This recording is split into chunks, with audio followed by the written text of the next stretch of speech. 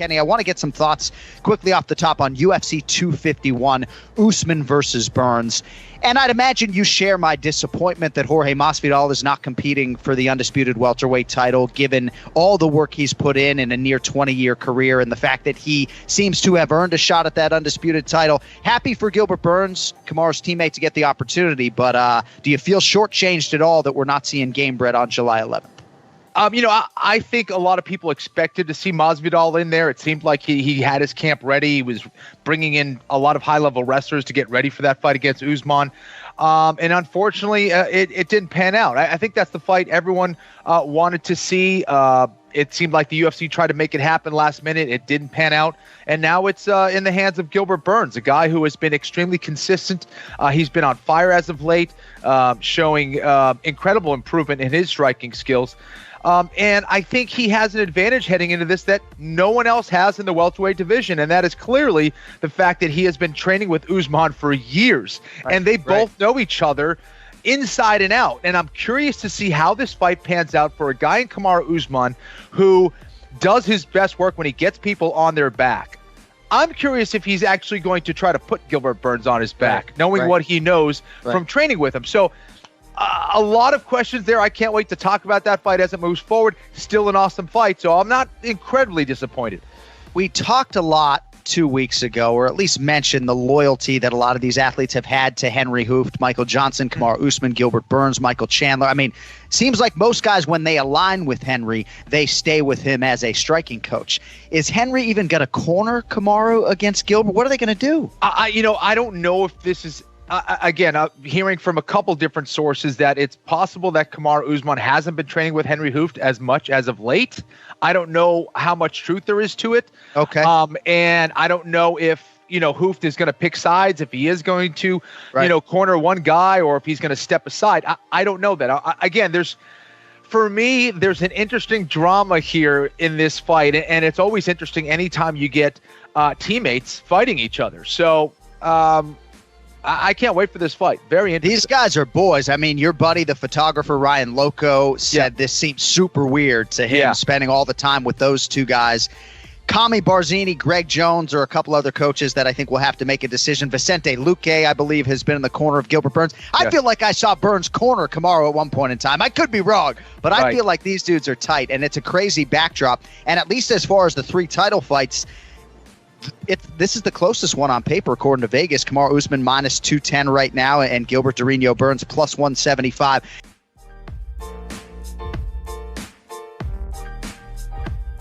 Hey, that kind of reminds me of someone that doesn't want to fight the schmo, but I'm not going to. It's funny. I was like last December for charity, I want to do something, and I challenged your buddy Ariel Helwani for $25K to a charity grappling match.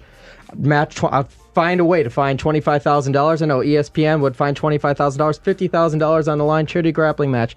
Crickets. No acknowledgement, no nothing. Right. But I didn't expect anything different. That's like calling out a girl. That's like calling a girl out to fight. Yeah, well, it's my seat. It's the media. Come on. Ariel Helwani is one of the weakest human beings on planet Earth. I mean, it's almost like you should be arrested for even calling him out. But if you can't take the heat, stay out of the kitchen. If you're going to make a life on calling people out and stuff like that, the second adversity and someone spins it back to you, you got to be able to handle it, man. Yeah, but listen, there was an issue one time with Ariel Helwani. Ariel is one of those guys that is an agitator, and he likes to push buttons, and he likes to do all that stuff in a sport where people don't like their buttons pushed and don't like to be agitated and whatever. My old security guard, I don't know what, he's a super nice, he's a Hawaiian dude, really, really chill guy. He pushed Ariel one time backstage, and all hell broke loose. And I was like, "What, kid, what are you doing? You might as well go out and fucking pick on one of the girls that work out and fucking, it's literally the exact same thing. You can't do that." I mean, that's like, it's like, with all the bullying shit that's going on right now, I mean, He's that dude that gets the sand kicked in his face at the beach and, has to go work out with fucking Teddy Atlas or whatever the fucking guy's name was back then. Mr. Atlas or whatever his name was. Teddy Atlas, not Teddy Atlas. You know what I'm saying? The ESPN boxing commentator. Yep. Yeah, not him. You should probably work with him too. But yeah, you know what you got when you're dealing with Ariel.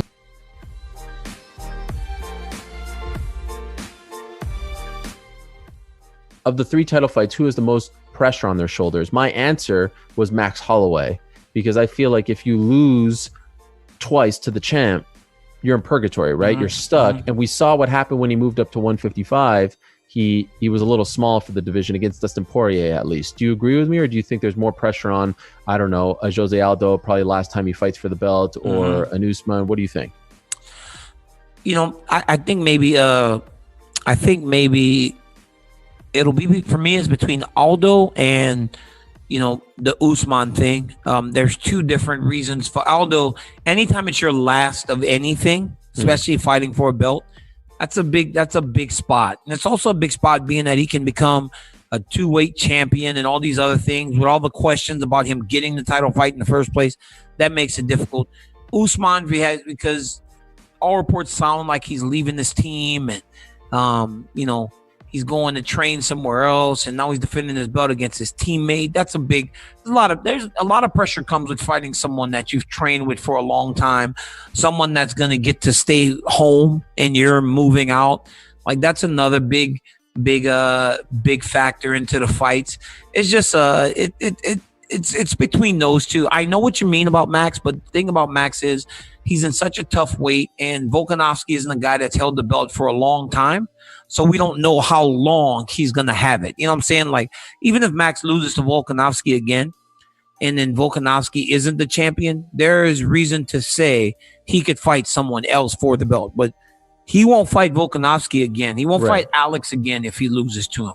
But I just still believe that the weight's so tough and so deep that, like, what if Zabit wins, right? Say if Zabit fights Volkanovski, and then Max is on a run again. You could say Max versus Volkanovski is a fun, exciting fight. So I think those opportunities are still out there for Holloway. I don't know if they will be for Aldo if he loses. I think, and he's still fairly young, Jose Aldo, for how long he's been around. So he could still be around for a number of years and never fight for the belt again.